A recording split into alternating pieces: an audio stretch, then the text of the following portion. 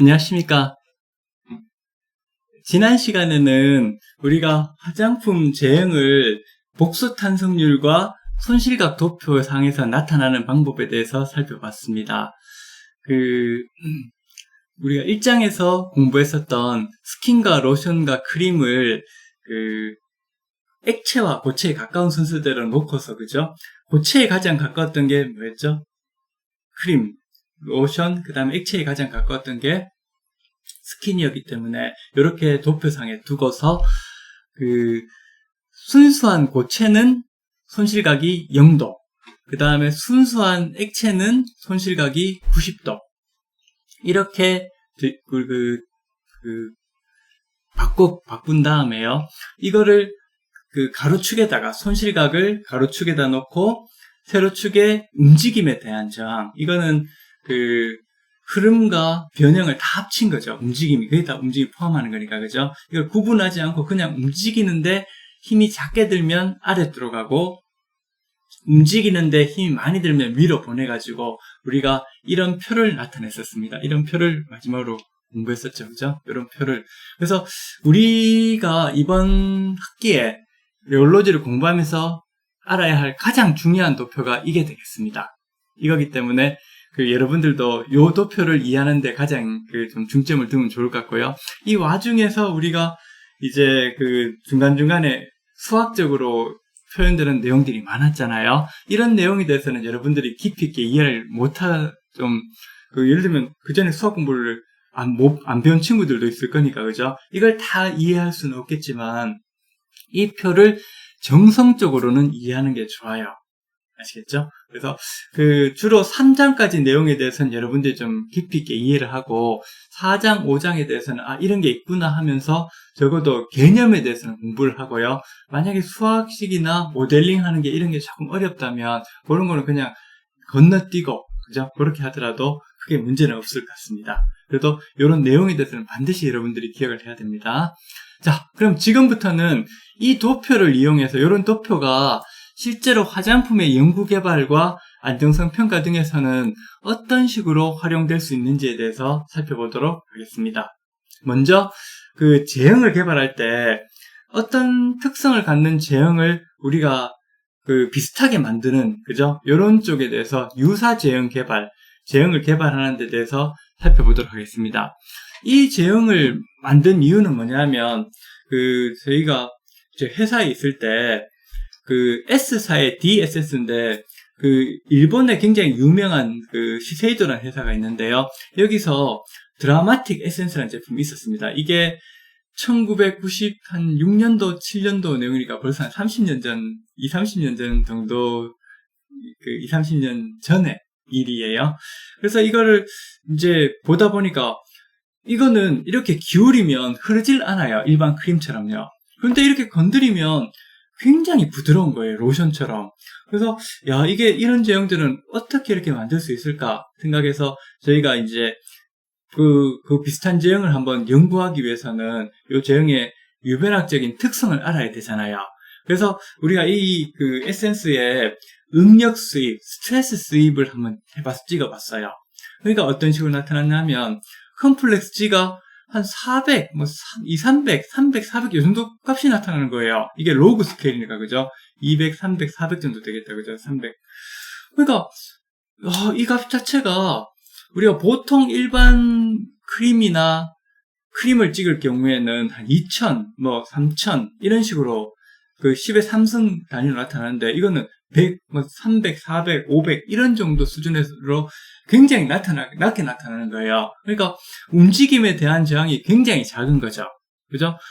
자, 그래서 이거는 같은 크림처럼 흐르지 않는데 굉장히 내부 구조는 굉장히 작구나 이걸 알았을 거예요. 그러니까 이것도 앞에서 우리가 플로우 테스트에서 점도에서 봤을 때는 어떤 유치에 속하냐 하면, 이것도 결국에는 흐르지 않으니까 내부 구조를 갖는다 그랬죠. 그러면 플라스틱 유체가 돼요. 플라스틱 유체인데, 플라스틱 유체는 뭘 갖죠? 항복 응력을 갖죠. 이 항복 응력보다 낮은 값을 가할 때는 흐르지 않다가, 이 값보다 더 큰 값을 가하면 흐르기 시작하잖아요. 그죠? 그러니까 그 크림 같은 경우, 드라마틱 에센스 같은 경우는 이름 에센스지만 실제는 크림이에요. 근데 이거는 항복력이 굉장히 낮아요. 그죠? 굉장히 낮겠죠. 그죠? 자, 그래서 에센스에 우리가 델타 값을 살펴봤어요. 델타 값을 살펴보니까 얼마나 나타났냐면, 델타 값이 이제 여기서 부서지기 시작하는, 내부 구조가 파괴되기 시작한 다음부터는 그 선형점탄성 영역이 깨진 거잖아요. 우리는 선형점탄성 영역, 이게 일정하게 나타날 때에 그 값을 읽어야 되잖아요. 그죠? 이 값을 읽으니까 여기 보통 4나 5 정도 되는 거예요. 그러니까 일반 크림 같은 경우에는 또 5 정도가 나타나지만, 또 이게 우리가 수분 크림이라든지 수분 크림 같은 걸 만들 때 우리가 일반적인 하이드로카본 오일 대신에 그 실리콘 계통의 오일을 넣게 되거든요. 그럼 실리콘 오일을 넣어주면 이게 그 물하고 굴절률이, 실리콘 오일이 그 하이드로카본유 오일보다는 훨씬 굴절률 차이가 적기 때문에 빛이 굉장히 깊이 있게 들어와요. 그래서 투명하게 보이는데요. 이런 경우는 델타 값이 한 12, 13, 15 이렇게까지도 나타나요. 그러니까 그 굉장히 액체에 가까운 거죠. 더 뭐 액체는 아니지만 이것보다는 훨씬 더 탄성이 떨어지는 거죠. 그러니까 이거는 5 정도 나타났기 때문에 이 드라마틱 에센스는 그 컴플렉스 모듈러스, 즉 흐름에 대한 또는 그 변형에 대한, 즉 통합 움직임에 대한 저항은 굉장히 작아서 굉장히 부드럽게 만져지고 움직임에도 불구하고 탄성, 이게 그 델타 값이 굉장히 낮은 거예요. 탄성이 굉장히 큰 거예요. 그렇기 때문에 이거는 굉장히 화장품에서 보기에는 특이한 제형이에요. 그죠? 그래서 이 결론적으로 왜 이런 제형이 나타났는가를 저희 살펴보면, 이 제형이 전형적인 내상의 High Internal Phase Emersion이라고 그래서, 이게 우리 지금 강의하고는 조금 내용이 다르기 때문에 제가 말로 설명을 드리면, High Internal Phase Emersion이라고 그래서요, 내부의 상, 에멀전은 물과 기름이 섞이잖아요. 이 기름이, 내상이, 내부의 상이, 또는 뭐, 물이든 기름이든지, 내상, 안에 들어있는 상의 비율이 74%, 약 74%가 넘어가면, 입자들로 그냥 내부 꽉 차버려요. 그러니까 이게 안 흐르는 거예요.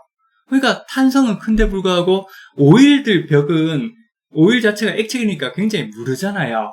그러니까, 딱 이렇게 움직이면 굉장히 쉽게 움직이는 거예요.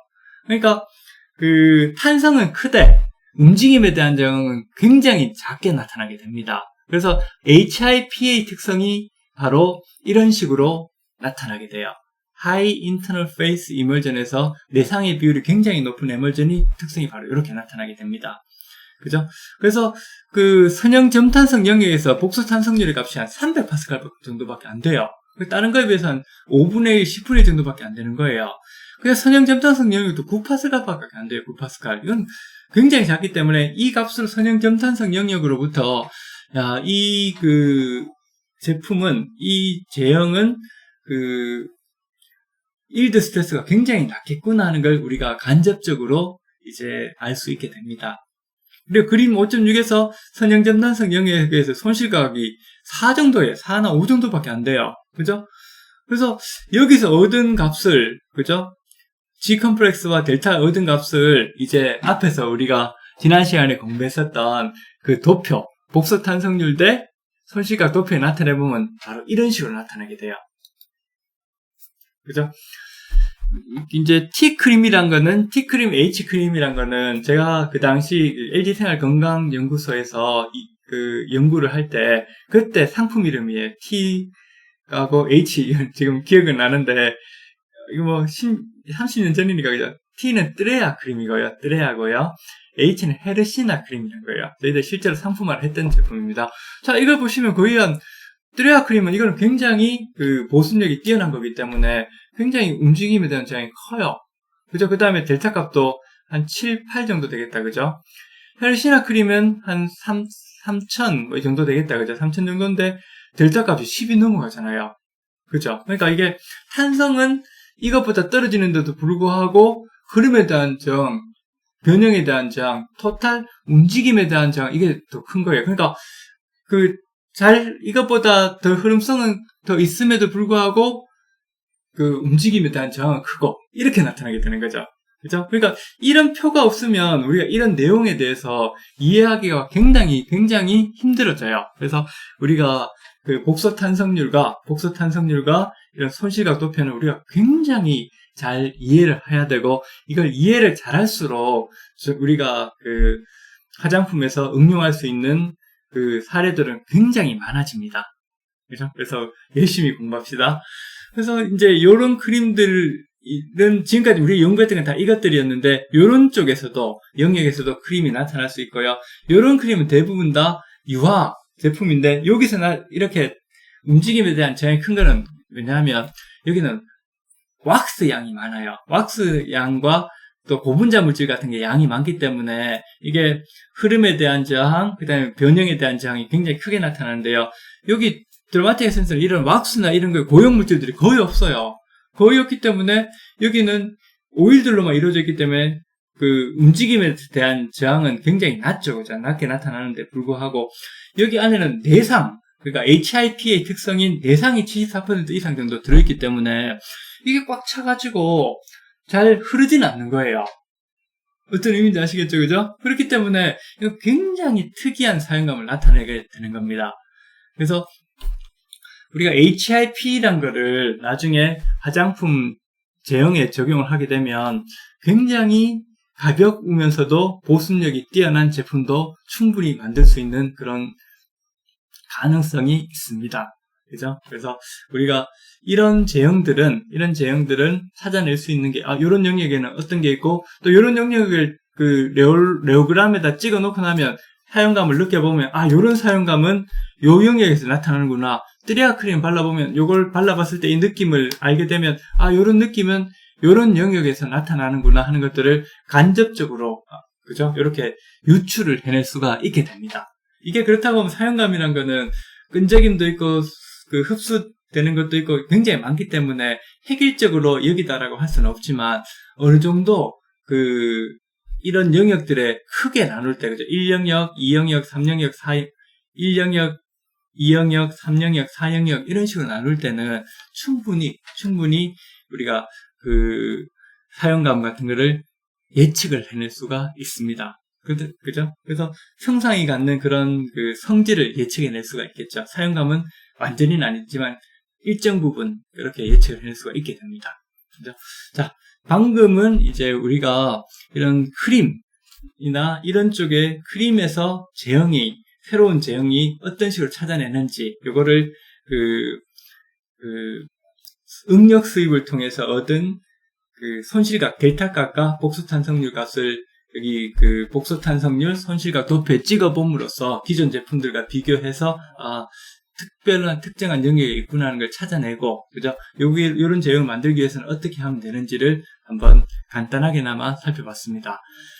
그리고 이제는 또 우리가 제가 또 레올로지에 또 굉장히 관심을 갖고서 응용을 했던 립스틱에 대해서 한번 살펴볼게요. 예전에는 립스틱을 바르고 나면 많이 번졌었는데, 우리가 이제 이런 연구를 하고 난 다음부터 그게 90년 후반이었죠. 그 이후로는 이런 것들이 많이 줄었어요.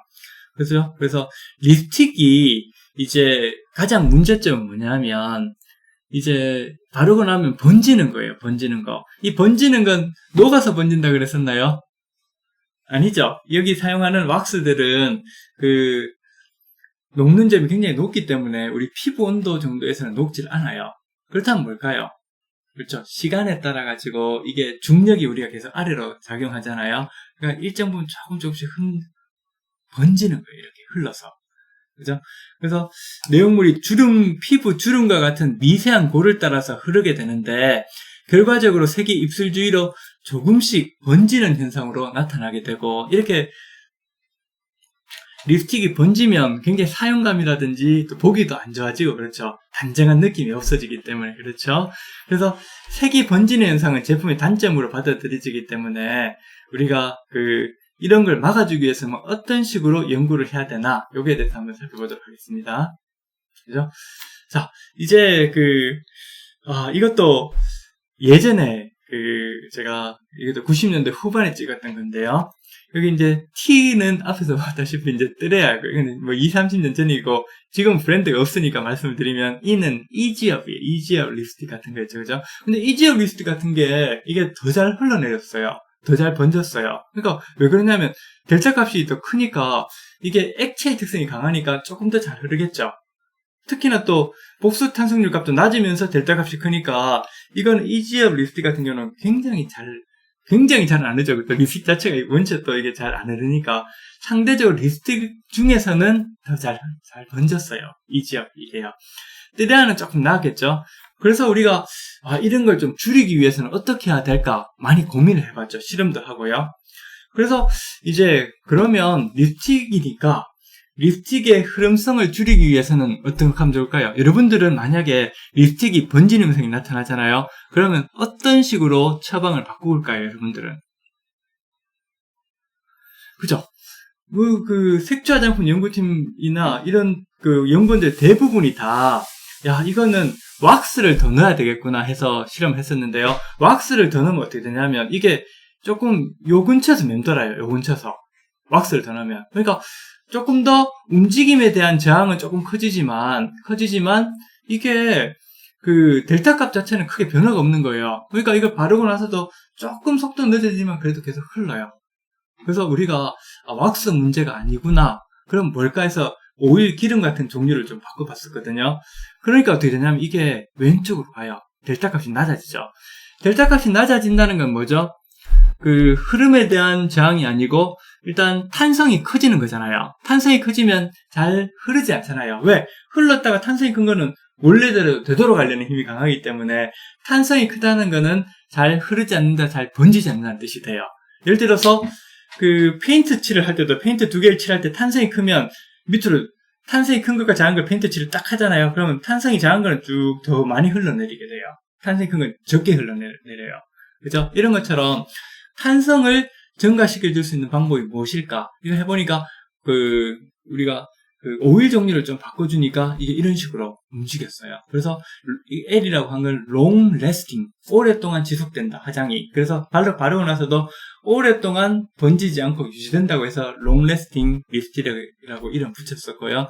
실제로 이게 소비자들한테서도 바르고 나서는 이게 번짐이 굉장히 줄어드는 걸로 확인을 할 수 있었습니다. 그러니까 소비자들이 체감할 수 있는 그런 성질들을 우리가 이런 레오그램으로부터 얻을 수가 있게 되는 거죠. 그죠? 그래서 이제 제가 계속 여러분들한테 보여줬었던 도표가 바로 이겁니다. 이 도표. 이제 이 도표가 이해되시겠죠? 그죠? 토너, 로션, 크림, 로스 앵글, 그죠? 일로 갈수록 잘 흐르지 않고 일로 갈수록 물처럼, 그죠? 변형이 잘 흐르고, 이쪽으로 갈수록 에너지를 저장해서 흐르지 않고, 아래로 갈수록 움직이기 쉽어요. 그죠? 애기가 움직여도 움직일 수 있을 만큼 쉬운데, 위로 갈수록 여러 사람이 위로도 잘 안 움직일 정도, 이건 조금 과장한 거지만, 이런 식으로 움직이기 힘들어져요. 그래서, 스킨, 토너, 로션, 크림, 이런 식으로 되는데, 립스틱은 과연 어디에 있을까 생각해보면, 립스틱은 이 정도 있어요. 자, 그래서 약간의 흐름성이 있기 때문에 이 흐름성을 줄이기 위해서는 이쪽으로 보내야 된다는 거죠. 자, 이 도표, 여러분, 이제는 제가 이 도표는 사장 공부할 때, 스트레스 수입, 응력 수입을 강의하면서 제가 그때도 한번 보여줬었던 기억이 납니다. 그리고 이 그래프가 제가 쓴 화장품 레올로지라는 책의 표지예요, 표지이기 때문에 그 정도로 이제 이 내용이 중요하고요. 표지는 이거예요. 표지는 요거고요. 근데 실제로 제 박사학위 논문에서 주장하는 건 이거기 때문에 여러분들이 응력 수입에 대해서 오실레이션 테스트 중에서 응력 수입을 통해서 이런 데이터를 얻을 수가 있었고요. 이런 데이터를 통해서 우리가 굉장히 많은 그런 정보를 얻을 수 있다는 점을 여러분들이 기억하면 좋을 것 같습니다. 오늘 한 내용이 이제 이번 학기 이제 앞으로 이제 2시간을 더 공부하게 될 건데요. 지금까지 지금까지 공부해온 가장 이제 방점을 찍는 거예요. 활용 점정 해가지고, 그죠? 이제 거기서 이제 점을 찍는 거기 때문에 이 도표의 중요성은 제가 아무리 강조해도 지나치지 않습니다. 제가 이제 레올로지를 조금 더 확산시키고 좀 더 깊이 있게 공부해야 되겠다고 생각했던 것도 바로 이런 립스틱의 사례, 그죠?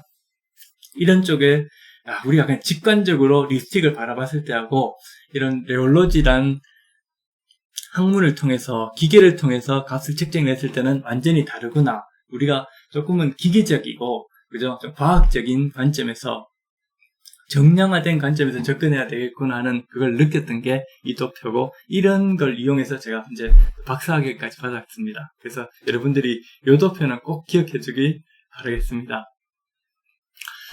자, 오늘 지금까지 이제 우리가 손실각과 그 복수탄성률 도표를 이용해서 새로운 화장품 제형을 개발하거나 아니면 어떤 기존에 있었던 제형의 문제점을 개선하는 이런 쪽의 예를 살펴봤고요. 이 예 말고도 굉장히 다양하게 이런 도표를 적용할 수 있는 사례들은 많아요. 그리고 여러분들도 굉장히 많이 적용할 수가 있고요. 그죠? 그래서 오늘은 이 예에 대해서 두 가지에 대해서 간단하게 살펴봤고요. 다음 시간에는 이런 그 도표가 에멀전 안정성에는 어떤 식으로 영향을 미치는지에 대해서 살펴보도록 하겠습니다. 이번 시간도 여러분 수고 많았습니다. 여러분 고맙습니다.